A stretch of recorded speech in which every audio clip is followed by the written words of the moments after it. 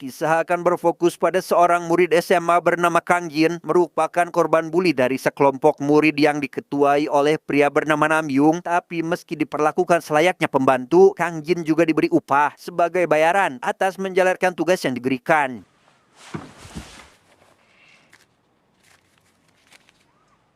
다음 주까지 제출이더라.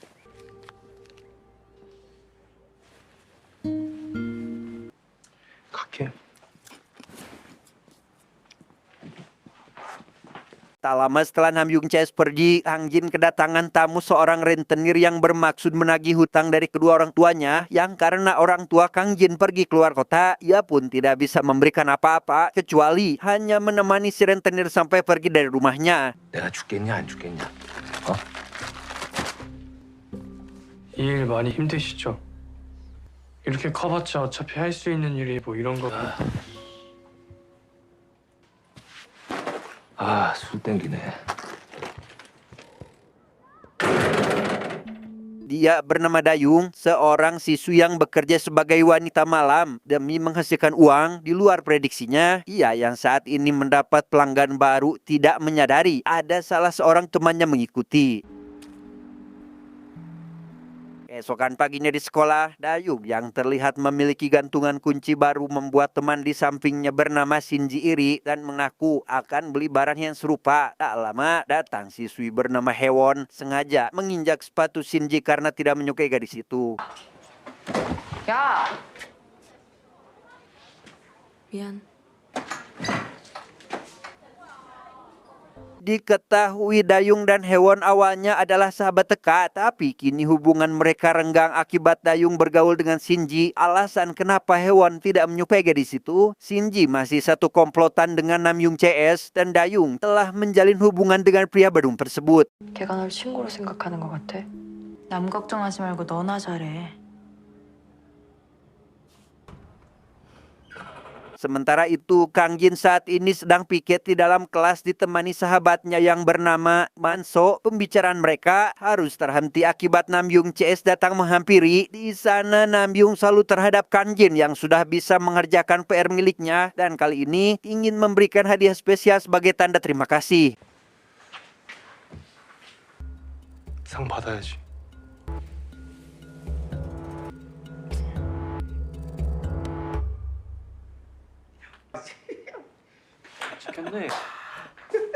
Tak lama, si rentenir kembali menemui Kang Jin yang kali ini bukan untuk menagih hutang. Ia mengaku telah kehilangan amplop berisi uang saat tempo hari datang ke rumah ini. Namun karena Kang Jin tidak melihat, si rentenir pun hanya berpesan agar memberi kabar jika menemukan amplop tersebut. 너 집에 가서 바로 찾아봐. 오케이? 구석구석 찾아보고 연락해. 응? Sepulangnya ke rumah, Kang Jin langsung mengecek bawah sofa dan menemukan amplop berisi uang yang ternyata memang ada di sana. Bukannya langsung menghubungi si rentenir untuk mengembalikan uang itu, ia justru malah pergi jalan-jalan hingga tak sengaja bertemu dengan Dayung yang sedang kekurangan uang untuk membeli kosmetik. 그냥 잠깐 주머니에 넣고 깜빡할 수도 있는 거잖아요. 다 골랐어?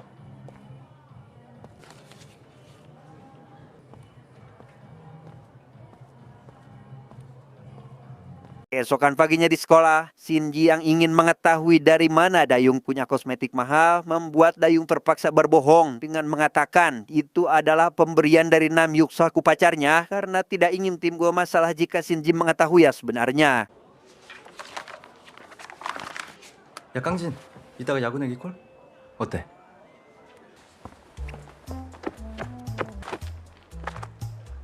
Naas, kebohongan Dayung pun harus terbongkar saat Namyung datang, yang karena kosmetik itu bukan pemberian darinya. Namyung mengajak Dayung ngobrol empat mata untuk memastikan apakah pacarnya itu punya laki-laki lain, sehingga Dayung akhirnya terpaksa jujur jika Kang Jin adalah orang yang telah memberikan kosmetik tersebut. 아, 강진이가 사줬어. 강진이? 갈게. Mendengar hal itu, Namyung teringat jika tempo hari Kang Jin ditemui oleh rentenir. Ia yang curiga jika Kang Jin telah menemukan uang milik rentenir dan menyimpannya. Seketika terpikir sesuatu untuk mengerjai pria itu dengan cara menyembunyikan uang tersebut. 마지막.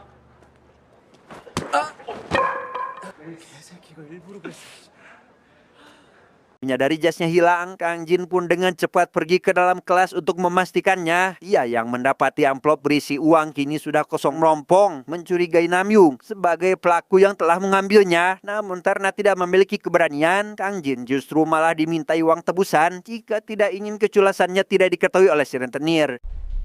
다음 주까지 50만 원 갖고 와. 그 아저씨 찾아가기 전에. Dalam perjalanan pulang, Kang Jin kembali bernasib sial saat dirinya bertemu lagi dengan si rentenir. Ya, kali ini tidak bisa mengelak apalagi saat si rentenir menemukan amplop kosong dari dalam saku jas miliknya sehingga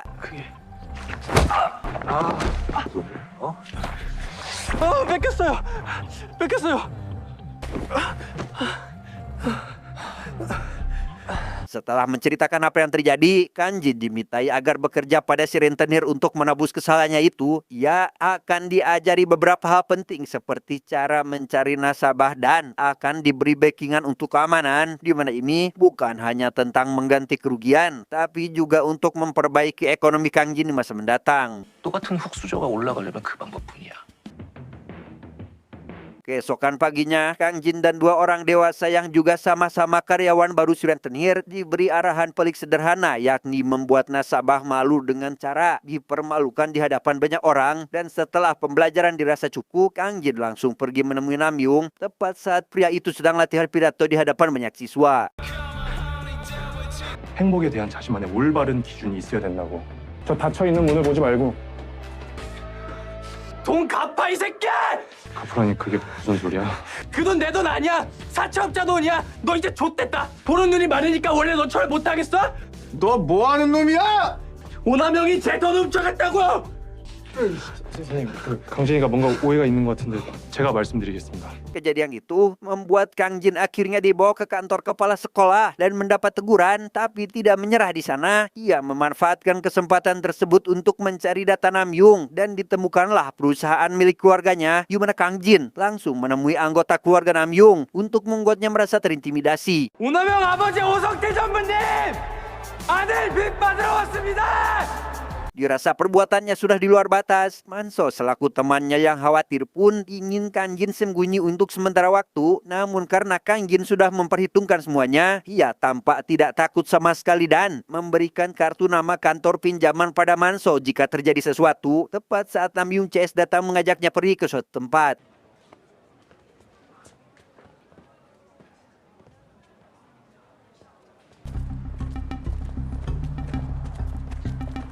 Berlokasi di sebuah karaoke box atau tempat biasa Namyung CS berkumpul, Kang Jin diberi pelajaran karena sudah berani mempermalukannya. Manso yang sadar posisi Kang Jin sedang dalam bahaya, lekas menghubungi nomor yang tertera pada kartu nama, dan tepat saat Kang Jin makin terpojok, datang si rentenir dan dua anak buahnya yang siap membantu dan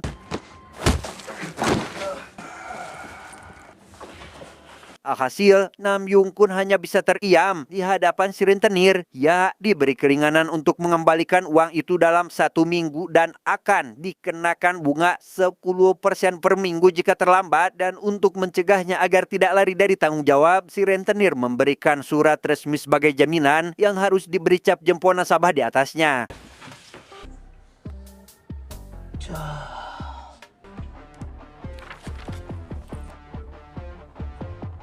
Setelah menyetorkan setengah uang pembayaran dari Namyung, Kang Jin sangat senang karena si rentenir memberikan sebagiannya lagi sebagai bayaran. Dan sepulang sekolah, ia mendapati Dayung sedang menunggunya di depan gapura dan mengajaknya pergi ke suatu tempat untuk mengobrol. Di sana, Dayung curhat terkait keluarganya yang mengalami kebangkrutan dan kini hidup susah karena tidak adanya pemasukan. Ya, pura-pura kaya di depan teman sekelasnya karena tidak ingin kehilangan mereka di tengah situasi seperti ini. Kang Jin yang ikut prihatin karena baru mengetahuinya, menyarankan Dayung agar menghubunginya lain waktu jika sedang kesepian atau membutuhkan bantuan. Singkat cerita, Namyung pun menemui Kang Jin untuk membayar sisa hutang. Ia kembali dipermalukan karena uangnya ternyata masih kurang akibat bunga yang terus bertambah. Kesal dengar semua ini, ia langsung mendatangi teman yang bernama Kim untuk meminta bantuan. Namun karena Kim dan yang lain tidak ingin terlibat dengan masalah rentenir, Namyung tidak punya pilihan lain kecuali harus menyelesaikan masalah ini seorang diri. Sementara itu, Dayung mendapat pesan dari Kang Jin yang mengajak jalan-jalan. Ia seketika dihampiri polisi yang ingin membicarakan sesuatu. Dayung yang diketahui sebagai wanita malam pun selama ini rupanya suka mencuri uang dari pelanggan tanpa mengerjakan tugasnya, dan si polisi mengajukan kesepakatan untuk Dayung jika masalah ini tidak dibawa ke jalur hukum, yaitu memberi si polisi sejumlah uang untuk jasa menutupi kasus tersebut.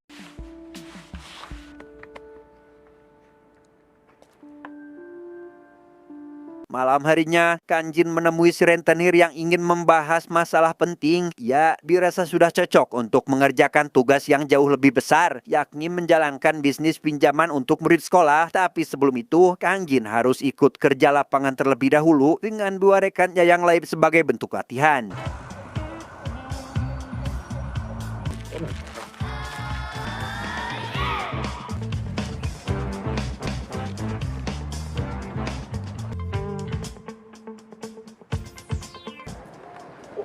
야, 이강진 아니야? Namyung sendiri kini mogok sekolah karena malu. Ia yang menghabiskan keseharian di tempat karaoke seringkali ditemui oleh Shinji yang khawatir akan kesehatannya, termasuk ingin Namyung kembali lagi ke sekolah. 그냥 좀 가라. Untuk menjalankan bisnis ini, Kang Jin merekrut Manso sebagai bawahan yang bertugas khusus dalam mencari calon nasabah, di mana itu terbilang efektif karena bukan hanya tugasnya saja yang makin ringan, tapi calon nasabah makin mudah dicari karena berita tentang bisnis pinjaman dengan cepat menyebar luas bahkan ke sekolah lain. 얼마나 필요한데? 한 100만 원 정도? 오케이.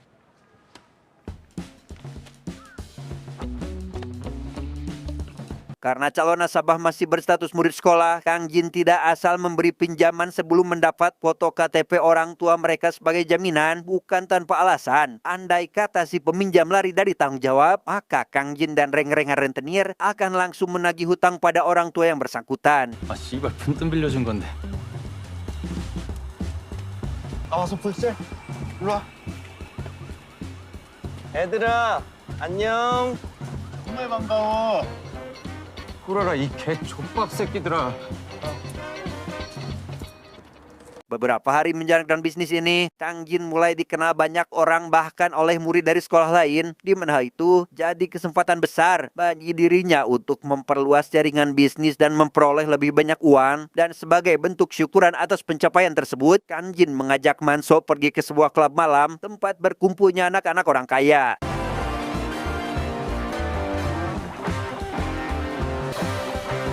Bukan hanya murid saja mengambil pinjaman, salah satu guru yang mendengar kengkan Kang Jin pun mengajukan diri untuk melakukan pinjaman, dan untuk menjaga nama baiknya, ia menawarkan diskon besar-besaran untuk si guru agar tidak melarangnya dalam menjalankan bisnis di sekolah ini. 혹시나 해서 하는 말인데 잘 갚으시면 문제될 게 없죠.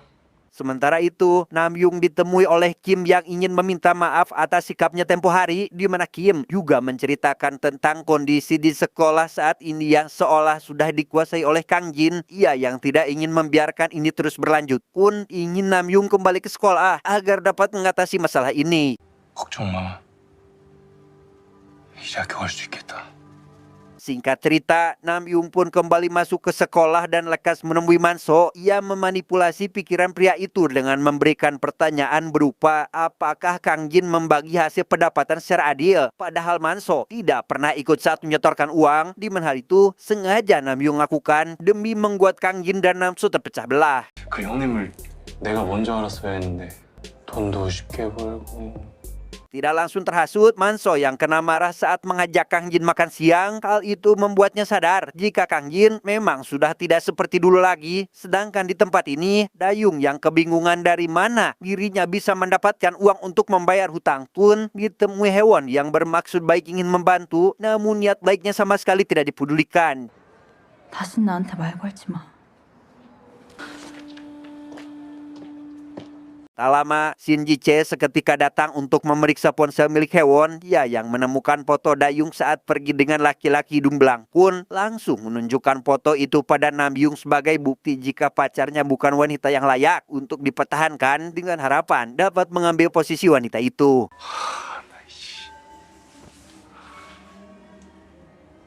Tanpa memperdulikan hal itu, Nam Yung pergi menemui kenalannya dari sekolah lain yang telah meminjamkan uang dari Kang Jin. Ia yang ingin menggulingkan pria itu pun ingin mereka selaku nasabah agar sepakat untuk tidak lagi membayar hutang karena jika bersatu, rentenir juga akan kerepotan dalam mengatasinya. 발뭐 뒤지게 쳐맞을 일이 방법이 있을 것 같은데.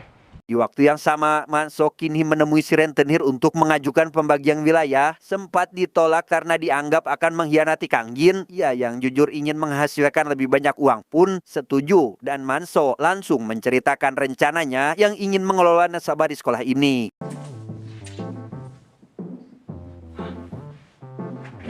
Tepat di keesokan paginya, Kang Jin mendapat pesan dari Manso terkait dirinya yang kini mengambil alih bisnis di luar sekolah. Ia tentu terkejut dan segera menemui Manso di dalam kelas. Bukan tanpa alasan, Kang Jin yang khawatir Manso belum cukup mental pun takut sesuatu yang buruk akan terjadi kepadanya. 너 일 좀 편하게 하라고 내가 일부러 찾아가서 말씀드린 건데.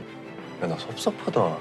Masalah lain muncul saat nasabah kini mulai lari dari tanggung jawab mereka. Kang Jin yang mengadukan hal itu pada si rentenir dengan maksud ingin diberi waktu tambahan. Jelas permintaan itu ditolak karena ini adalah bisnis. Dan Kang Jin dituntut agar nasabahnya melunasi hutang yang sudah jatuh tempo. 야, 됐고. 아니요. 입 다물어, 이 새끼야, 씨. Tidak hanya dialami oleh Kang Jin, dua anak buah si rentenir pun juga terkena imbasnya setelah Nam Yung memprovokasi nasabah agar tidak membayar. Yang mana untuk mengatasi masalah ini, si rentenir meminta anak buahnya agar langsung menagih hutang pada orang tua nasabah yang bersangkutan. 빠르게 치고 빠져야 돼. 네, 알겠습니다. 알겠습니다, 형님. 대가드님이 왜 우리 돈을 빌려서 안 갚아?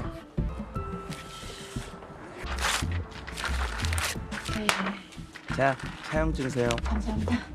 Karena target setoran mulai berkurang, Kang Jin yang tidak bisa menutupi hal ini pun terpaksa harus menagih hutang dari salah satu siswa yang dianggap culun. Tapi karena hutang siswa itu belum jatuh tempo, maka Kang Jin tidak bisa berbuat banyak dan harus mencari cara lain. 야, 너무한 거 아니야?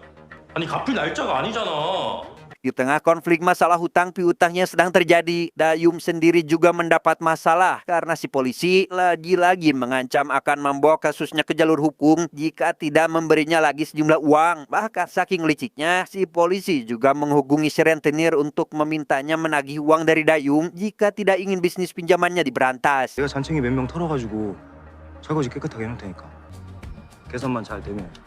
Setelah menemui si polisi, Dayung yang sedang dalam perjalanan pulang malah bertemu dengan Shinji CS yang ingin sekedar mengolok-oloknya. Bersamaan dengan itu, Nam Yung tanpa diduga datang dan membela Dayung selaku wanita yang dicintai dan jujur tentang perasaannya pada Shinji yang dianggap tidak berharga dalam kehidupannya. 야, 가지 마.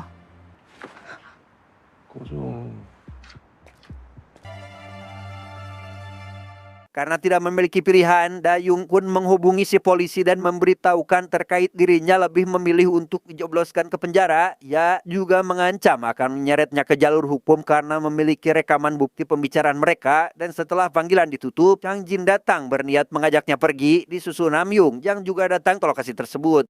네가 그랬냐? 이제 다시 내 숙제하던 강진으로 돌아가자. 어?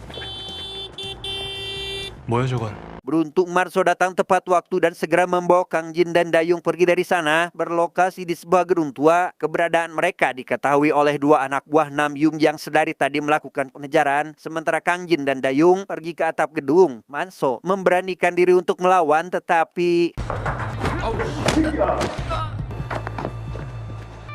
너네 강진이 못 잡아. 씨발.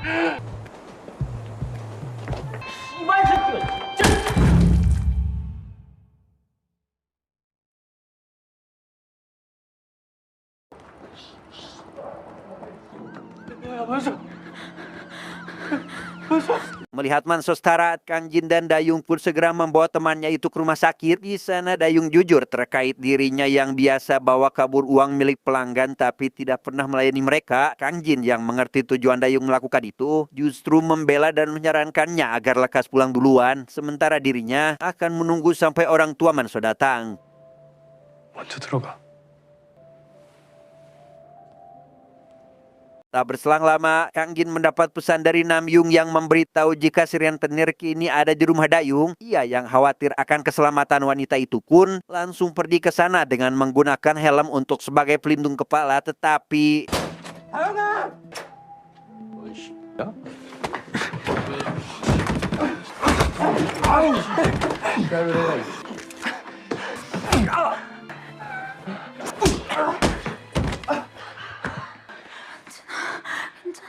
dalam situasi terdesak itulah, Kang Jin yang ingin mengetahui alasan si rentenir melakukan ini pada Dayung Kun diberitahu bahwa si rentenir terpaksa melakukan hal ini karena diminta oleh si polisi yang ingin tidur dengan Dayung. Sampai ketika situasi mulai memanas, tiba-tiba Hewon datang dengan membawa sebilah cutter dan 뭐야 얘는?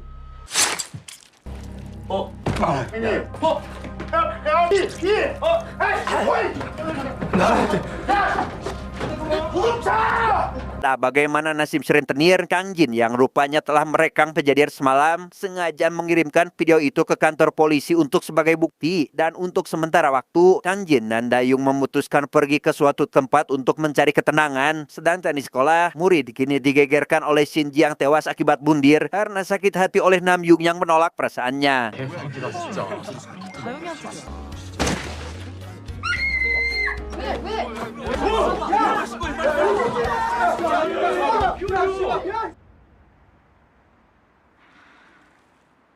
Terakhir, kita akan melihat Hewon yang memutuskan keluar dari sekolah dan pergi keluar kota. Yuman hal itu terpaksa Hewon lakukan karena si rentenir rupanya masih hidup yang membuat nyawanya merasa terancam. 열심히 하겠습니다.